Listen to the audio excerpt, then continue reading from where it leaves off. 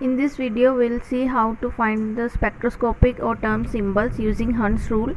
So the first question is, using Hund's rule, the total angular momentum quantum number J for the electronic ground state of the nitrogen atom is what? So here we have given the nitrogen atom and उसकी जो configuration है वो atomic number है वो 7 है और हम उसकी configuration भी लिख लेंगे, वो होगी 1s2, 2s2 and 2p3. So accordingly 2p3 मतलब जो आउटर इलेक्ट्रॉन्स हैं उनके लिए हम यहाँ पर इसको ड्रॉ करेंगे. तो आउटर इलेक्ट्रॉनिक कन्फिग्रेशन में हमारे पास 3 इलेक्ट्रॉन्स हैं, तो 3 अपर स्पिन में इलेक्ट्रॉन्स हमारे पास आ गए हैं और ये ml की वैल्यू हम लिख लेंगे. Magnetic angular momentum +1, 0 and -1. ये तो लोअर क्लासेस में हमने पढ़ा है कैसे आया. एंड मैग्नेटिक स्पिन जो है उसकी वैल्यू हम लिख लेंगे. ये सभी अपर स्पिन में है तो +12 एंड +12 तीनों इलेक्ट्रॉन्स के लिए आ जाएगी. अब यहाँ से हम फाइंड आउट करेंगे कैपिटल L की वैल्यू, जो हमारे पास होती है summation of ml in mode. तो यहाँ पर हम सिंपली जो ml की हमने वैल्यूज़ ऊपर लिखी हैं +1, 0 और -1 उसको पुट करेंगे. तो यहाँ से हमारा आंसर जो है वो आ जाएगा L = 0. और इसी तरह से आगे हम S को भी फाइंड आउट करेंगे.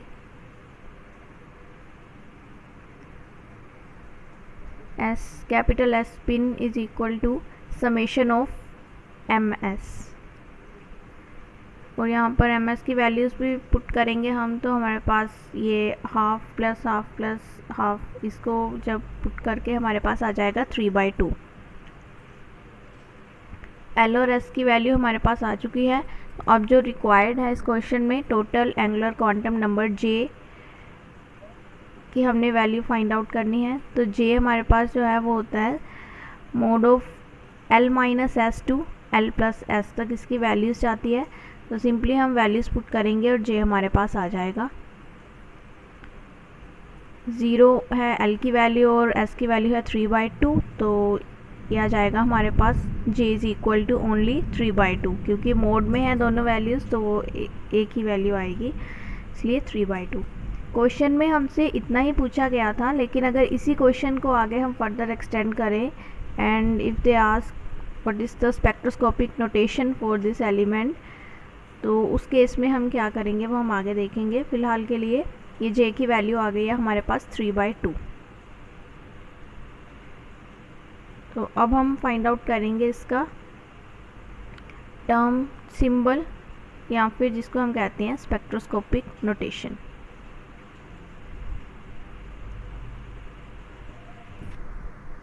काफ़ी इजी है उस चीज़ को भी फाइंड आउट करना.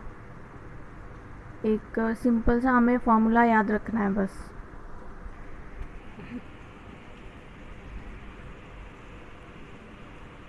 So the term or spectroscopic symbol for nitrogen will be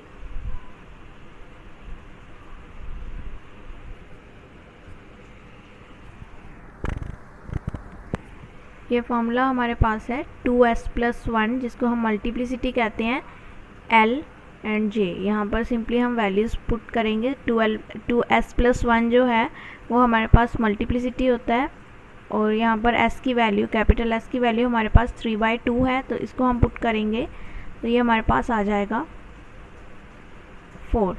2 के साथ 2 cancel and 3 + 1 = 4.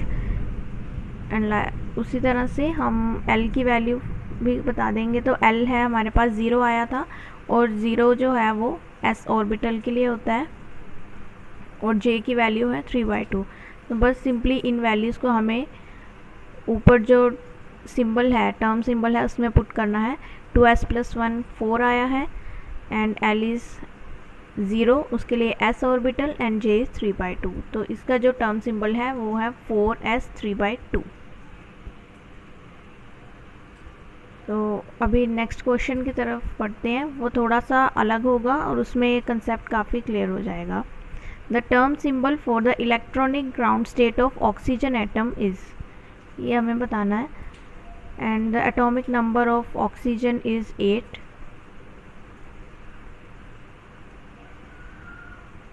Z is 8 and the electronic configuration for oxygen will be 1s2, 2s2 and 2p4.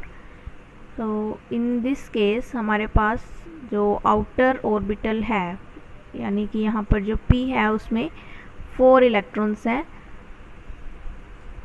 जो क्वेश्चन पहले किया था उसमें 3 थे, यहाँ पर 4 इलेक्ट्रॉन्स हैं, तो ये थोड़ा सा अलग केस हो जाता है।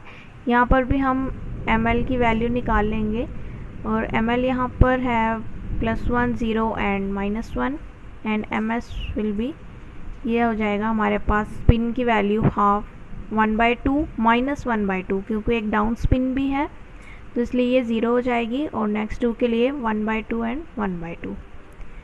अब हम L फाइंड आउट कर लेंगे उसी तरह से जैसे हमने लास्ट क्वेश्चन में किया, समेशन ऑफ ml। तो यहाँ पर ये हमारे पास 2 आ जाएगा क्योंकि 1 + 1 है। ml जो है वो वहाँ पर 2 इलेक्ट्रॉन्स हैं, इसलिए 1 + 1 2।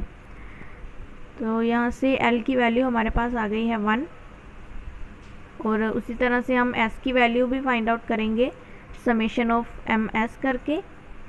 तो ये हमारे पास आ जाएगा 0 + 1/2 + 1/2 एंड दैट इज़ 1। और J की भी वैल्यू हम फाइंड करेंगे, तो mode of L - S to L + S। जब ये वैल्यूज़ पुट करेंगे यहाँ पर L - S तो हो जाएगा ये 0, 1 - 1 is 0 and L + S will be 2, 1 + 1 2। तो 0 से 2 तक J की वैल्यूज़ आ रही हैं, तो J की वैल्यूज़ जो है हमारे पास वो हो जाएंगी 0 1 एंड 2।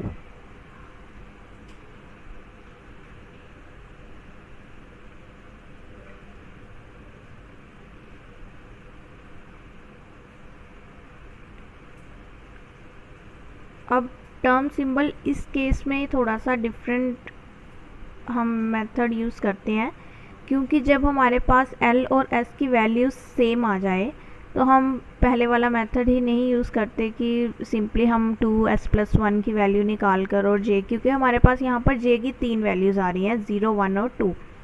तो उस केस में हमें कुछ मेथड अप्रोच यूज़ करना होता है जो है हंस रूल।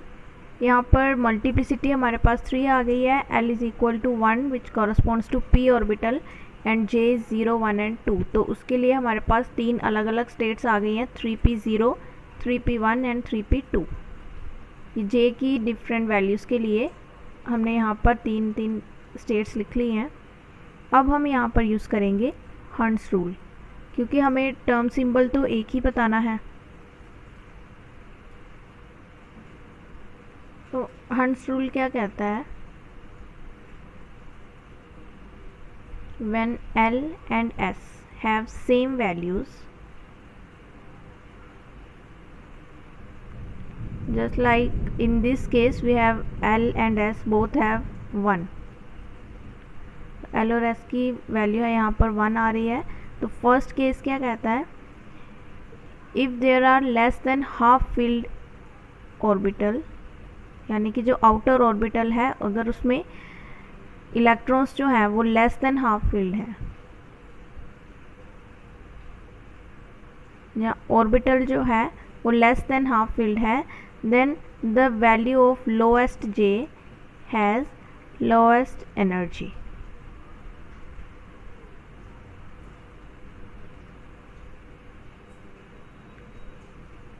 और इस चीज़ को हम नॉर्मल मल्टीप्लेट स्टेट भी कहते हैं।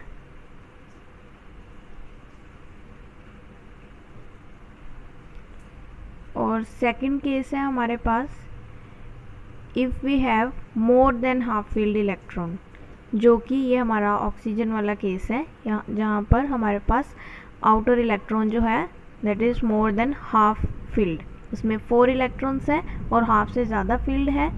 तो ये वाला केस हो गया जो हम इस क्वेश्चन के लिए कर रहे हैं। देन हमारे पास क्या चीज़ आ जाती है, the value of lowest J has higher energy और हाईएस्ट एनर्जी।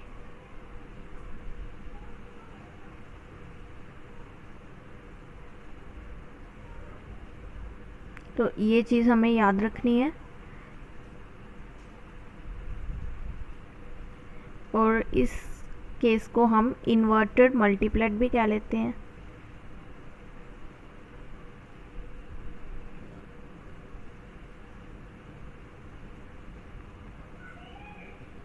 तो फर्स्ट केस जो है वो है नॉर्मल मल्टीप्लेट का, जिसमें less than half filled orbital है तो लोएस्ट जे की लोएस्ट एनर्जी होगी। और नेक्स्ट केस है इन्वर्टेड मल्टीप्लेट, जिसमें more than half filled orbital and the value of lowest J has the highest energy. Alright, so यहाँ पर अभी हमारे पास क्या केस है 2p4 और p की हाफ फील्ड तो होगी 3 इलेक्ट्रॉन्स और यहाँ पर 4 इलेक्ट्रॉन्स है। तो 4 electrons means more than half field वाला केस है। तो यहाँ पर जो सेकंड रूल है, जो सेकंड केस है हमारे पास हंस रूल का, वो अप्लाई होगा, जिसके according the lowest value of J has the highest energy. It means 3p0 जो है उसकी जो एनर्जी है वो हो जाएगी हाईएस्ट, एंड 3p2 2j की हायर वैल्यू थी और उसकी हो जाएगी lowest energy. Lowest J highest energy and highest J जो है उसकी लो एनर्जी रहेगी। तो उसके अकॉर्डिंग हमारे पास जो टर्म सिंबल है वो आ जाएगा 3p2। हमने लोएस्ट एनर्जी वाला कंसिडर करना है। So the answer for this question is 3p2। तो ये था हंस रूल के बारे में, और ये क्वेश्चन 1 मार्क में ज़रूर आ जाता है, कभी गेट के एग्ज़ाम में या नेट के एग्ज़ाम में भी आ जाता है। काफ़ी इम्पोर्टेंट ये रूल है और आना भी चाहिए। तो अगर आपको ये वीडियो अच्छा लगा है तो प्लीज़ लाइक करें, शेयर करें और चैनल को सब्सक्राइब करें। Thanks for watching.